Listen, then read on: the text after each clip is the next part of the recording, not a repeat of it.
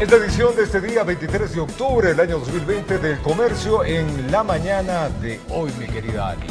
Buenos días con todos ustedes, amigos. Qué gusto estar con ustedes aquí en el Comercio TV con mucha información, sobre todo del ámbito nacional. Político, internacional, todo lo que usted tiene que estar bien informado en la próxima hora. Así es, bueno, vamos a empezar contándoles mucha información sobre las manifestaciones.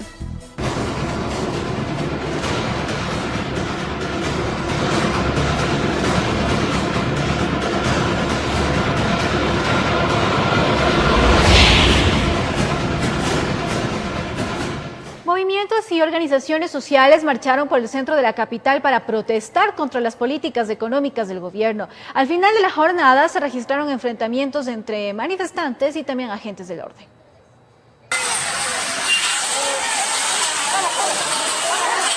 Con fuertes enfrentamientos. Así finalizó la marcha convocada por organizaciones sindicales y sociales. Enfrentamientos entre la policía y los manifestantes, quienes en la esquina de la Plaza de Santo Domingo y otros puntos del centro histórico de la capital retiraron vallas y se enfrentaron con los uniformados. Los gendarmes entonces formaron escudos para repeler a quienes dicen estar en contra de las medidas adoptadas. Un grupo de profesionales de la salud entre ellos. Yo estoy protestando contra lo que nosotros nos quitaron nuestro trabajo hace 6 meses, hace un mes atrás. Estábamos laborando en primera línea y nuestros contratos eventuales fueron cancelados. Y es que durante el recorrido que inició en la Caja del Seguro, siguió por el Banco Central, la avenida Guayaquil, todo estaba tranquilo. Usaron banderas, carteles, consignas y cánticos para expresarse.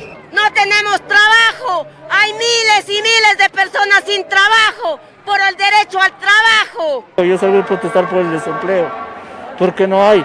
Nos votaron sin darnos ni siquiera indemnizarnos como debe de ser. Desde los sindicales son enfáticos. Ellos dicen que continuarán con las acciones de lucha a pesar de que casi finaliza el periodo del presidente Moreno. Por supuesto, el pueblo sabe que si no se moviliza, si no levanta la voz, los gobiernos no hacen caso. Luchamos para que haya paz, que haya democracia y que mejore la economía. Sin embargo, aunque se creyó que todo iba a estar tranquilo, terminó en fuertes enfrentamientos. Manifestantes intentaron entonces ingresar al Palacio de Gobierno. Se sabe que más de 1000 uniformados participaron para controlar la marcha. Informó Marilyn Jaramillo. Y debido a la marcha realizada por las organizaciones sindicales en las calles del centro y sur de la ciudad, se presentaron caos. La constante fue el estancamiento de las actividades comerciales y la falta de transporte al interior, pues de la protesta también hubo disturbios. Veamos. Horas antes de la concentración de las organizaciones sociales y sindicales que se convocaron para protestar por las medidas económicas, laborales y políticas tomadas por el gobierno, las calles en el sur de la ciudad ya lucían cerradas y con resguardo de efectivos policiales. Esta situación causó malestar en los ciudadanos que creyeron que al estar a kilómetros del centro de las marchas no se verían afectados. En la Villa Flora, la entrada a las 5 de junio y en las intersecciones de la calle Guayaquil, el panorama era el mismo, todo amurallado hacia Carondelet. Para eso la marcha seguía avanzando. Los manifestantes mantenían sus gritos de consigna, pero todo seguía pacífico. ¿Para quién trabaja el señor alcalde? ¿Para el señor presidente o para el pueblo? ¿Hasta cuándo vamos a aguantar? Si vengo caminando desde la Marín. O sea, yo no sabía que iba a pasar todas esas cosas. Yo decía que iba a haber paso, todas esas cosas. Vine bajando y hasta cuando me encuentro con el tráfico y no había nada de buses, me imagino que esto ya es parte del proceso que va a seguir de largo. En el otro lado, la indignación se derivó en un desconsuelo de los comerciantes quienes habían cerrado sus negocios y los pocos que abrieron esperaban vender algo, sin obtener el resultado deseado. Llenos de nada, vacíos, parece una ciudad fantasma aquí. Pero no todo estuvo en paz. En Santo Domingo, palos y piedras lanzados por los manifestantes intentaron romper uno de los cercos. Al final, gas lacrimógeno y los grupos antimotines dispersaron el intento. Pero aunque se cree increíble con los desconciertos de los manifestantes, policías controlando el contra, siempre hay quienes están fuera de frecuencia. ¿Usted está pegado a unos tragos o no? No, o sea, estoy amanecido sí, porque, o sea, me peleé con mi mujer y todo, ¿me entiende mi don? Pero no, pegado a los tragos no, o sea, mi ex mujer, ella sí estuvo pegada a los tragos, la que hizo el relajo, todo. En ironía con todo lo sucedido desde el arte y la lengua, Eugenio Espejo miró el desarrollo de la protesta. En un afiche con una de sus citas decía: seamos libres, consigamos felicidad y gloria, informó Javier Rosero. Y las protestas registradas este jueves 22 de octubre no presentaron mayores incidentes según las autoridades. Los altercados fueron esporádicos, sin embargo, en la capital de la República los daños al patrimonio ocasionado por los manifestantes llegaría a los $15.000. Concluida la jornada de protestas, la Policía Nacional estimó que de los 5.600 manifestantes que se preveía participen en las manifestaciones a nivel nacional, se pudo contabilizar la asistencia de 4.150. La mayor cantidad de personas, hubieron como 130 que se reunieron en la provincia del Guayas, el resto era grupos de 30, 40, 60 personas. En este sentido, solo en la capital de la República se registraron altercados. Esto a la altura de la calle Esmeraldas y Guayaquil y a la entrada de Santo Domingo. Según la autoridad, si bien se llegó a un acuerdo con el presidente del FUT para evitar la violencia, dijeron que en la protesta existieron personas infiltradas. Como resultado, 6 personas que están retenidas, quienes habían afectado tanto con pintura y también sacando adoquines. Estamos fundamentando esa sanción a través de videos que pueden demostrar que esas son las personas. En ese contexto, quienes lideran las instituciones municipales señalaron que existen daños a la propiedad patrimonial. En total son 320 metros cuadrados afectados por grafitis. El costo por metro cuadrado es de $40. Solo en esta marcha se pueden evaluar que son $15.000, que nuevamente, lastimosamente, es un gasto que le toca asumir a la ciudad. Además, se conoce que manifestantes rompieron veredas, su fin utilizar las rocas desprendidas para lanzar a los uniformados. Como efecto de dichas acciones, un policía resultó herido. Producto de esta acción, tenemos un servidor policial con una lesión menor a la altura de su pómulo izquierdo. Él es un cabo segundo, responde a los nombres de Johnny Arias. Su situación de salud está controlada, no son golpes mayores. La fuente oficial dijo que en Quito se esperaba 1.200 marchantes, sin embargo se presenció solo a 800 personas. En los próximos días se esperan más movilizaciones. Informó Javier Rosero. Vamos a retornar y por segunda ocasión se suspendió la audiencia de juzgamiento contra el expresidente Abdalá Bucaram Ortiz por el presunto delito de tráfico ilegal de armas. El abogado Alfredo Arboleda presentó un certificado médico que determinó que está delicado de salud. Esto y más al retornar acá en la edición de la mañana del Comercio TV. Son las 7:02. Ya venimos. No olvides que el uso de la mascarilla es obligatorio. Antes de colocarte o retirarte la misma, debes lavarte muy bien las manos. Cuida que tape perfectamente tu nariz y boca. No la toques ni la bajes al cuello. Retírala desde los elásticos para que no contamines tus manos. Recuerda que la pandemia aún no termina. Cuida de ti y de tu familia.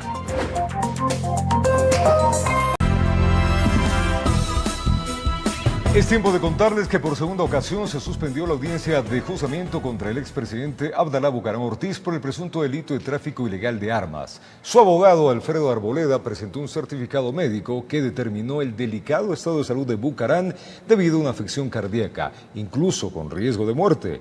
La diligencia será reinstalada este próximo 9 de noviembre. Por pedido de Fiscalía y acogiendo también el pedido de la defensa, a fin de poder determinar y mostrar que aquí no existe una petición o un deseo de dilatar, sino de que realmente mostrar al tribunal lo que sucede, se ha dispuesto la designación de un perito médico en el cual va a hacer la valoración al expresidente Abdalá Bucaram, a fin de poder determinar si para la próxima convocatoria está apto o no de poder realizarla. La declaración del procurador Íñigo Salvador sobre que el Banco Interamericano de Desarrollo no es una institución financiera internacional en los términos definidos por el ordenamiento jurídico ecuatoriano genera diversas reacciones a propósito de la postulación de Richard Martínez a la vicepresidencia de este organismo. La postulación del exministro de Finanzas, Richard Martínez, a la vicepresidencia del Banco Interamericano de Desarrollo sigue generando polémica, más aún con el pronunciamiento del Procurador General del Estado, Íñigo Salvador, de que el BID no es una institución financiera internacional en los términos definidos por el ordenamiento jurídico ecuatoriano. Así responde a una consulta del canciller Luis Gallegos que consta en este documento de 8 páginas, lo que genera diversas reacciones. Ocurre entonces que el BID no es nuestro acreedor, y nuestro acreedor en calidad de ¿qué es el BID? Es un acreedor en virtud de que es una institución financiera internacional. Es decir, no te presta el dinero para cualquier cosa, sino para cuestiones relacionadas con el desarrollo. Para el constitucionalista Rafael Ollarte, el criterio del procurador sería para avalar la postulación de Martínez, omitiendo la disposición del artículo 153 de la Constitución, que señala que los ministros de Estado, una vez hayan cesado su cargo y durante los siguientes 2 años, no pueden ser funcionarios de instituciones financieras internacionales acreedoras del país. Es decir, no solamente que el procurador está sobrepasando su competencia constitucional, sino que está incumpliendo una sentencia de la Corte Constitucional. Otra es la posición del analista en temas internacionales Mauricio Gándara. Explica que la Constitución del Ecuador no rige en el derecho internacional, por lo tanto no habría impedimento para que el exministro de Finanzas sea funcionario del BID. Eso no le aplica al BID. El BID se rige por su propio estatuto, no por las constituciones de los países miembros. Además, sostiene que podría beneficiar al país que un ecuatoriano esté en el Banco Interamericano de Desarrollo, siendo una fuente de financiamiento para varios proyectos. Para tramitar los proyectos que le interesen de desarrollo al Ecuador. No le hace ningún daño al Ecuador. Mientras que la reunión para decidir el nombramiento de Richard Martínez está en pausa, el BID aplazó la misma. Informó Priscila Cadena. Y es momento de hacer una pausa comercial, amigos televidentes, pero al retornar les vamos a contar más información importante. Y es que les contamos que el Consejo Nacional Electoral y Sistema Integrado de Seguridad ECU 911 coordina acciones para evitar que se sigan registrando aglomeraciones con motivos de los comicios del 2021. Ya regresamos con más información. En el Distrito Metropolitano de Quito rige la medida Hoy Circula. Los lunes, miércoles y viernes pueden movilizarse los vehículos con placas cuyo último dígito es impar, es decir, 1, 3, 5, 7 y 9. Los domingos la circulación vehicular es libre.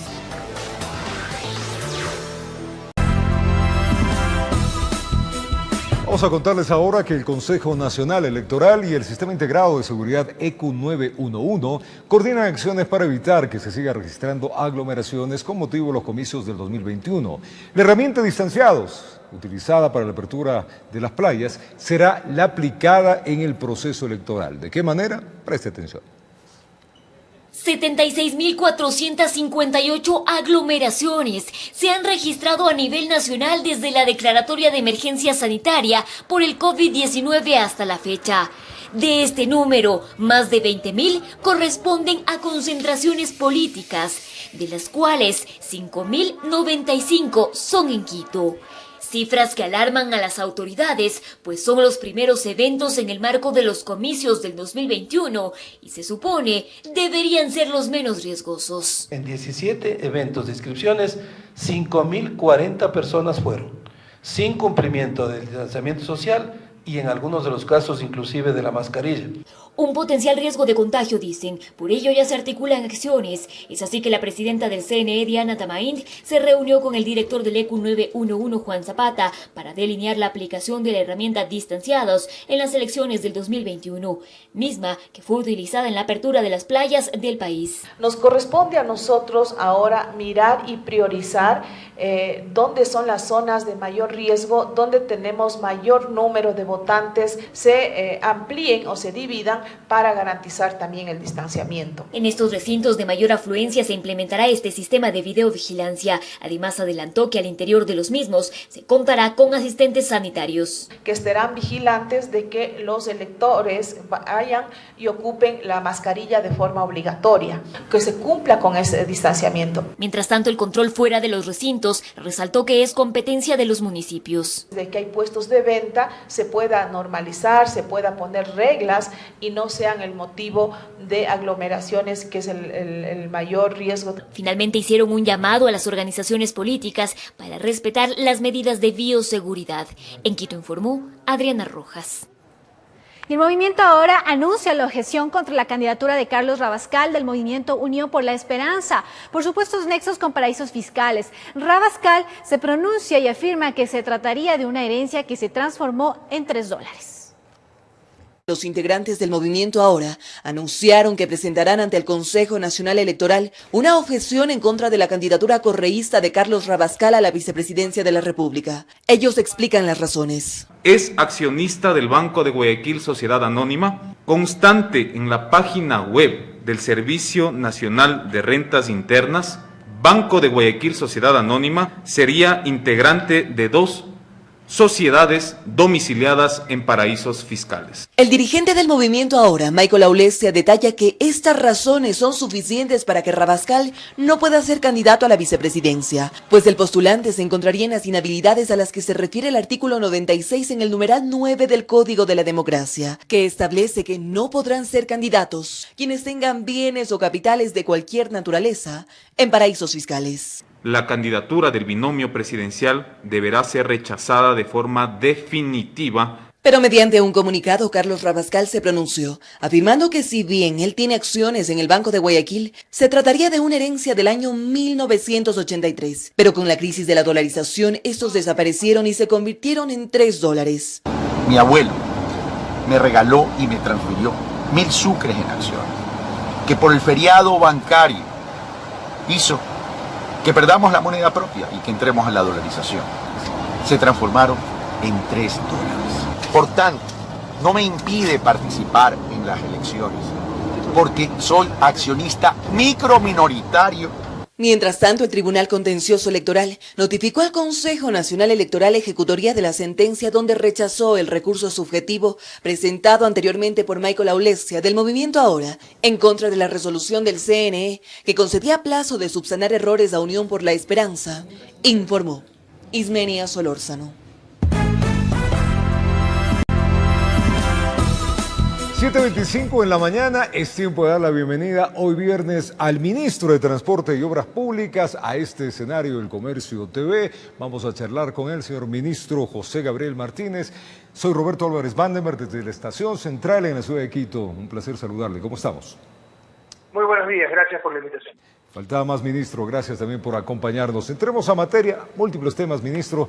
Hablemos lo inicial, el tema que les asignaron, cómo está el sistema de los hospitales públicos, la construcción de los mismos, terminación de obras, presupuestos.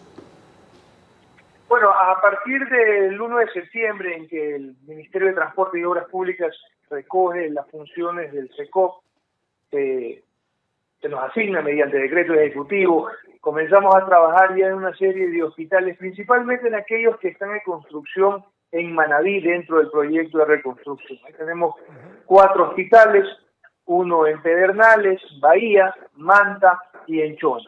El que está más avanzado es el de Chone, tenemos ya un avance físico del 98%, tenemos que todavía hacer algunas implementaciones de equipos, estamos estimando terminar para el mes de diciembre ya la totalidad de lo que falta, que son algunas conexiones de aguas servidas, para el cual tenemos que hacer trabajo con la alcaldía, pero ese es un hospital que está muy bien encaminado.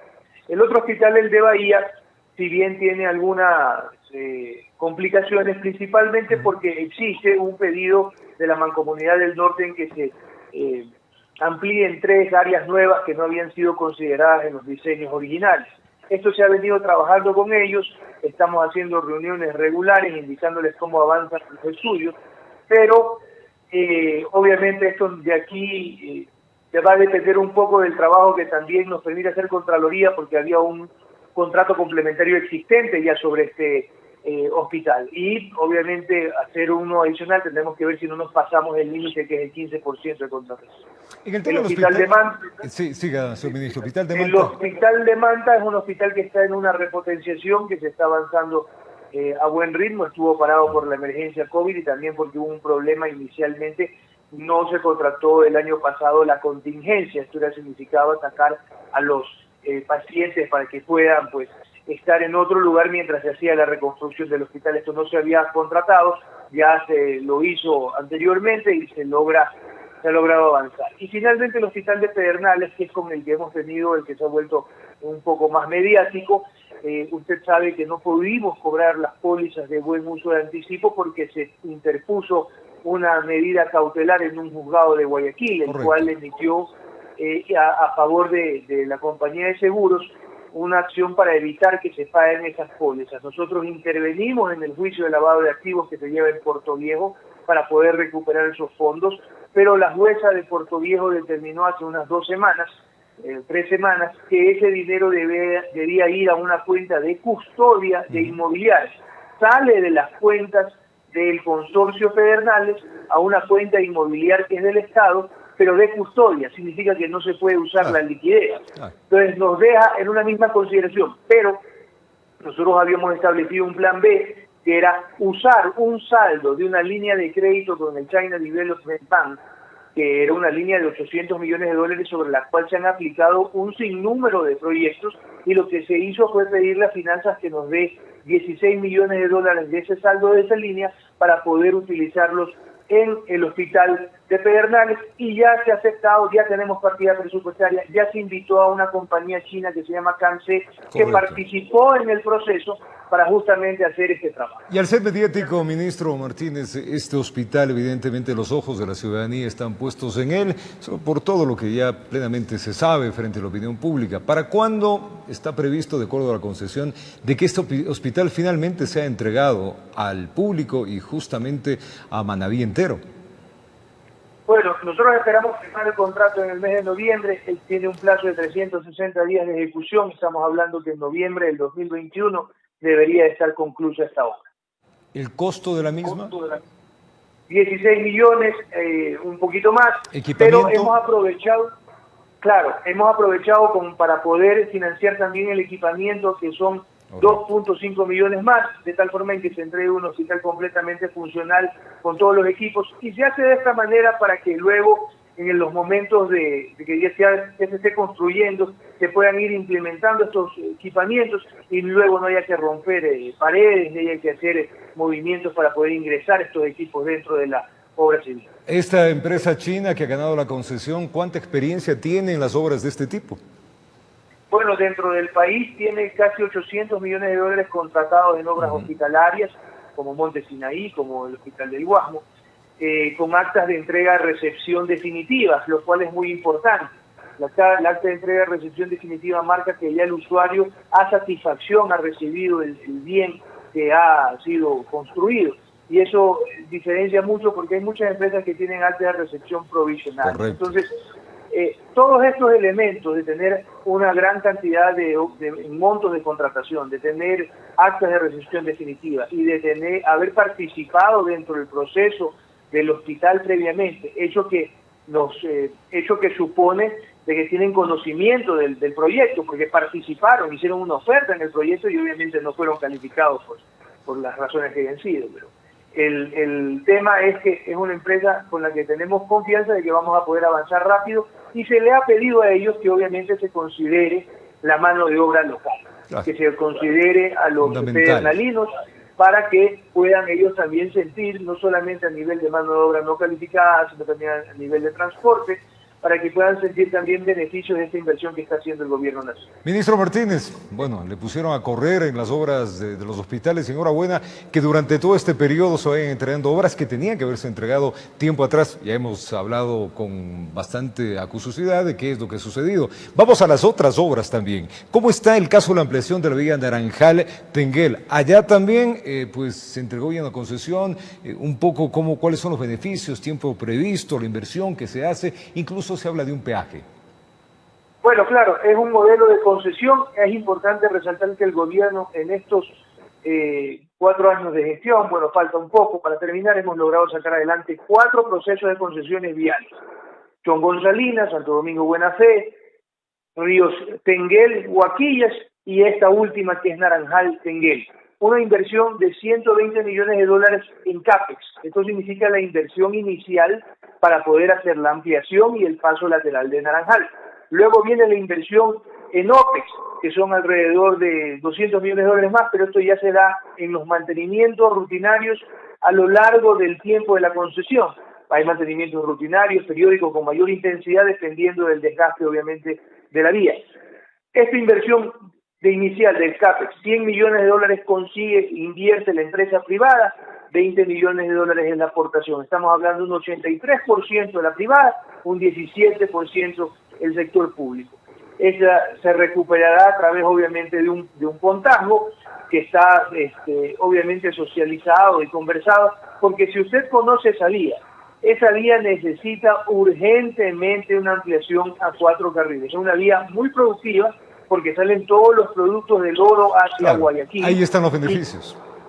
la reducción de tiempo, no tener que aguantar colas inmensas, los pasos laterales para no tener que entrar dentro de los cantones para poder cruzar la carretera.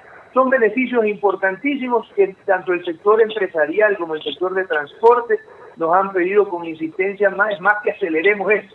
Obviamente tenemos que hacerlo, va a tomar unos 3 años la ampliación de manera completa porque los recursos así lo programamos de acuerdo al flujo que se dispone y obviamente a la recuperación de la inversión.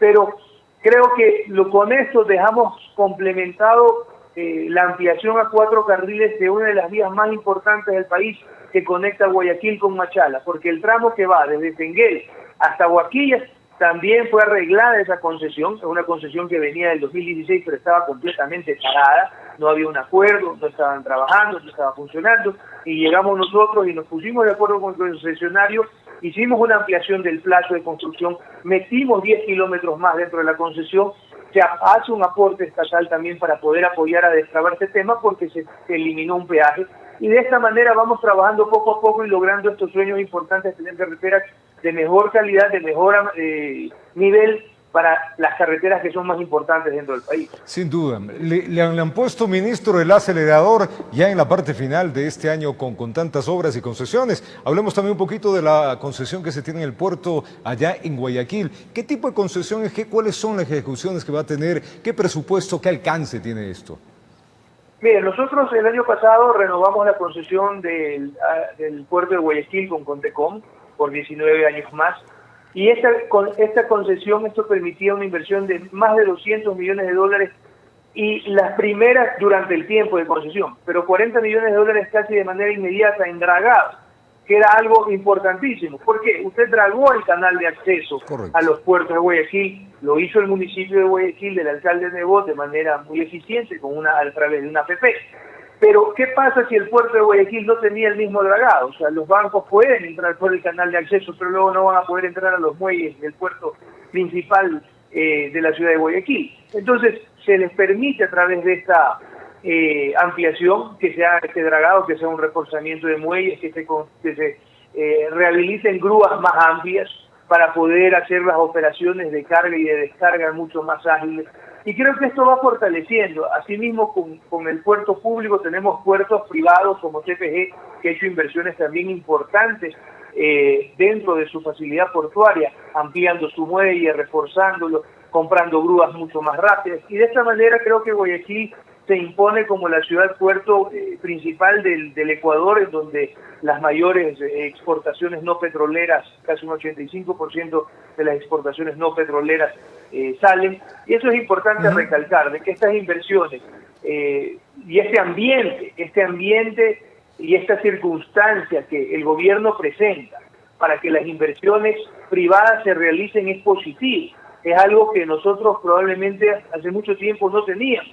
Todo dependía de la inversión pública y el problema es que cuando el sector público se quedó sin plata, se dejaron de hacer las inversiones. Claro. En este segmento tan importante de infraestructura del país, vial, portuaria y aeroportuaria, es importante invitar al sector privado porque en el momento, como tenemos ahorita, y agravado por una situación de pandemia que nos obliga como gobierno a reestructurar y a reorientar los fondos. Los fondos tendrán que irse primero a los temas sanitarios, es lo más elemental, después de haber atravesado una pandemia tan dura que reveló muchísimas necesidades. Entonces, para poder hacer los temas de infraestructura, tenemos que aliarnos con el sector privado de manera justa, de manera clara, de manera transparente, para que obviamente sea una situación en la cual los dos nos veamos, o sea, los dos sectores se vean beneficiados y no solamente uno se lleve la parte grande. Que exista equilibrio, ministro.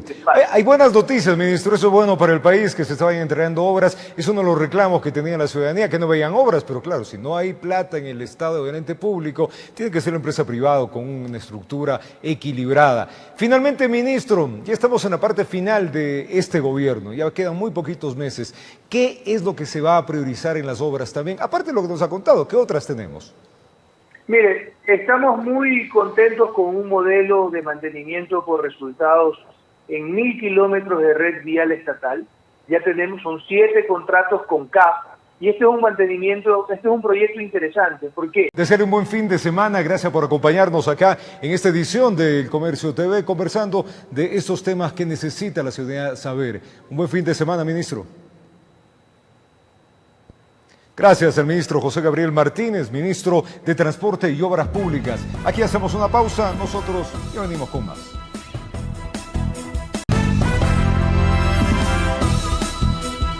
Regresamos con más información aquí en el Comercio TV y les contamos que la adquisición de las vacunas contra COVID-19 en nuestro país estará a cargo del Gobierno Nacional y ninguna otra entidad privada o pública podrá realizar compras. La decisión busca garantizar el acceso universal de la vacuna y así evitar adulteraciones. Municipios, prefecturas, juntas parroquiales y todas las instituciones públicas y privadas en el país no podrán comprar las vacunas contra el COVID-19. El anuncio lo realizó el ministro de Salud, enfatizando que la decisión busca evitar que existan adulteraciones que afecten a la población. Queremos una vacuna eficaz, segura, que llegue a tiempo y a precios razonables en el país. Ese es el mensaje de hoy. Por lo que las autoridades anticiparon que estas no tendrán ningún costo y las primeras dosis se entregarán a los considerados grupos prioritarios. Primero, el personal médico, aquellas personas de más de 65 años de edad, aquellas personas, o de 65 en adelante, aquellas personas que tienen algún grado de discapacidad, la policía, las Fuerzas Armadas, aquellas personas que están trabajando en los supermercados, el abastecimiento de toda la cadena de alimentos, farmacias. Para el alcalde de la capital esta decisión es favorable, pues es competencia del Ministerio de Salud reglamentar los mecanismos de administración de las vacunas. Tiene que dar el paraguas, tiene que dar los parámetros para que todos los demás puedan sumarse a lo que científicamente se ha demostrado que va a funcionar para inmunizar al Ecuador y en este caso a Quito. Antes de que las vacunas ingresen al país, deberán ser calificadas por la Agencia de Regulación y Control Sanitario. De entender que no es que van a llegar todas las dosis de vacuna de una sola vez. Entonces serán entregas progresivas y tan pronto como llegue la vacuna, iniciará la vacunación. Hasta el momento, las negociaciones que nuestro país mantiene con varias compañías farmacéuticas de escala mundial garantizan la compra de al menos 4 millones de dosis, informó Sofía Vintimilla. Vamos a contarles que el viceministro de Salud, Javier Solórzano, confirmó que conjuntamente con las comunidades amazónicas se trabaja en combatir la pandemia del COVID-19. La respuesta se originó debido a que dichas nacionalidades afirman no recibir los recursos necesarios para hacer frente a este virus. Veamos. Entre los datos que maneja el Ministerio de Salud y la Coordinadora de las Comunidades Indígenas de la Cuenca Amazónica, COICA, respecto de las afectaciones del COVID-19 en estas nacionalidades, se mantiene un margen de cifras que no coinciden. Al día 13 de octubre teníamos 3.129 casos. Tenemos que lamentar el fallecimiento de 49 personas de pueblos y nacionalidades. Retomando estos datos y comparándolos con los de COICA, tenemos que Salud asegura que existe al 13 de octubre 3.129 casos confirmados. La COICA tabula los mismos en 3.059. De otra parte, desde la autoridad se señala que los fallecidos llegan a 49 personas. La COICA que son 103. Según el encargado de comunicación de la COICA, desde el Ministerio de Salud no se estaría haciendo un trabajo efectivo frente a los contagios de las comunidades en la cuenca amazónica. Estos datos nos ha servido bastante, uno, para posicionar, para visibilizar la situación de los pueblos indígenas frente al COVID-19 y también buscar la ayuda internacional de la comunidad internacional. Frente a esta posición, el viceministro de Salud, Javier Solórzano, señaló que el territorio está monitoreado y que se cuenta con los técnicos e insumos necesarios que actualmente ayudan a combatir la emergencia. Con los pueblos y nacionalidades se ha venido haciendo un trabajo directo. Han realizado también talleres de capacitación, tanto al personal de salud como este personal de salud que ha ido de forma itinerante en las diferentes comunidades. Situación compleja porque de un lado se habla de desatención. Los gobiernos no estaban contemplando los casos de los pueblos indígenas en sus estadísticas. Mientras que desde la otra orilla se señala que el trabajo ha sido permanente. Me llama la atención porque efectivamente hemos estado trabajando desde el inicio de la pandemia. A pesar de la postura de las comunidades amazónicas, desde el gobierno indican se seguirá trabajando por salvaguardar la salud de los pueblos y nacionalidades indígenas del país. Informó Javier Rosero.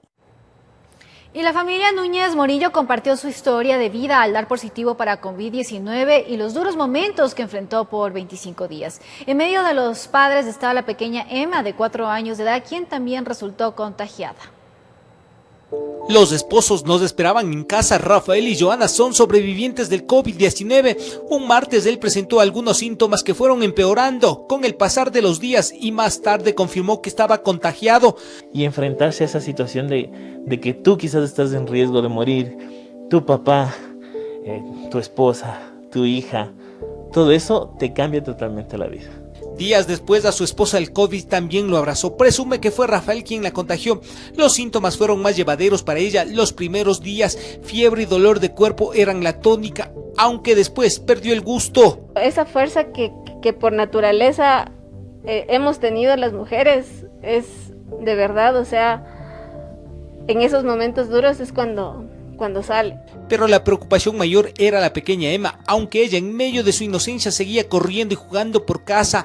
El miedo que la niña caiga en cama aumentaba con el pasar de las horas. Mi día se iba en hacer remedios caseros, en preparar la comida, en tratar de hacer vaporizaciones, distraerle a mi nena. Sin embargo, fue la menos afectada, apenas presentó una leve fiebre que le pasó al día siguiente. Con la niña el virus fue menos agresivo, pero estaba en medio de papá y mamá. Mi nena trataba de acercárseme y yo trataba de mantenerle más bien lejos, aunque a pesar de que ella ya estaba contagiada, pero yo trataba más bien de mantenerle lejos para quizás no contagiarle más, no sé, ¿no? A Rafael la temperatura le atacó por 11 días, incluso tiene algunas lagunas mentales, el apetito se le fue, el gusto y el olfato desaparecieron, los dolores eran insoportables, descansar imposible y el miedo, sin darse cuenta, estaba en la soledad de su habitación como acompañante. Y en las noches es horrible, es lo peor en las noches, porque estás solo en el cuarto, no puedes dormir y con todos los síntomas igual.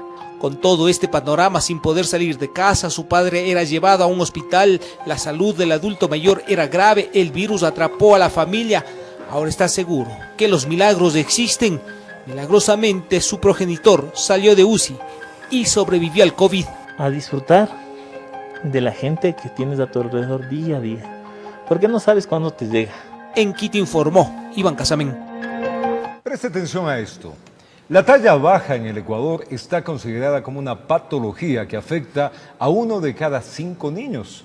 La prevención y detención oportuna serían elementos claves para ayudar a un correcto desarrollo justamente del crecimiento. Veamos. La falta de detección y seguimiento oportuno en trastornos del crecimiento desde edades tempranas puede ser un factor determinante en el desarrollo correcto de los niños y niñas.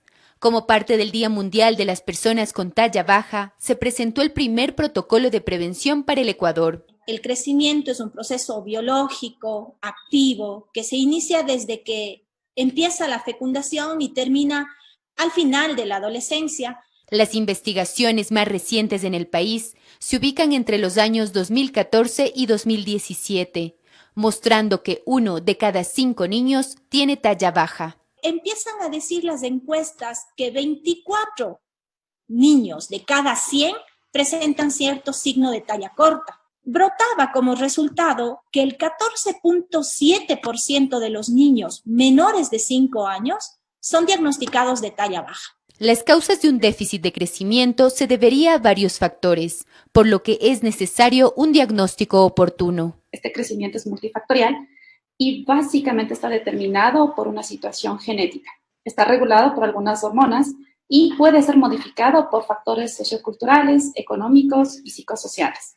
Además, existen estándares para detectar a tiempo una anomalía, es decir, desde la concepción hasta los 2 años, es la etapa más importante del desarrollo y la que mayor impacto tendrá el resto de su vida. De vigilar el ritmo de crecimiento. Eso nos ayudan a nosotros los doctores de pediatría.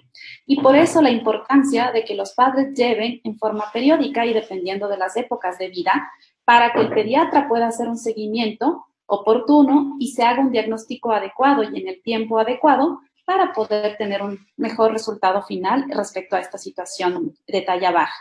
Expertos recalcan que a través de la incorporación de una guía nacional y estandarizada, se lograría que la población ecuatoriana enfrente esta problemática desde criterios de salud pública y no solo como un factor estético asociado a la estatura, informó Caterine Aguirre.